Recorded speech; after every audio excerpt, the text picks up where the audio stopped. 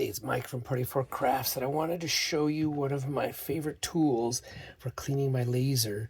This is a Milwaukee shop vac, and it's battery powered, so I can carry it around. I'm in a really tight space right here. I'm crouched down between this cabinet and this generic 100-watt laser, and I don't have much room, don't have many plugs to plug into, and this thing is just perfect for this.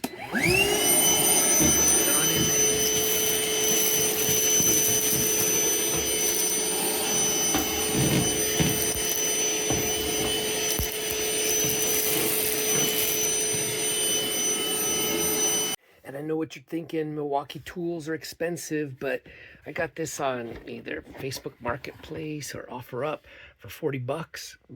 And you're probably thinking, but the batteries are so expensive. So I got a generic one. It's not even It's not even real Milwaukee, 12 amp hours. I don't remember how much it was cost, but it was way cheaper than a genuine one.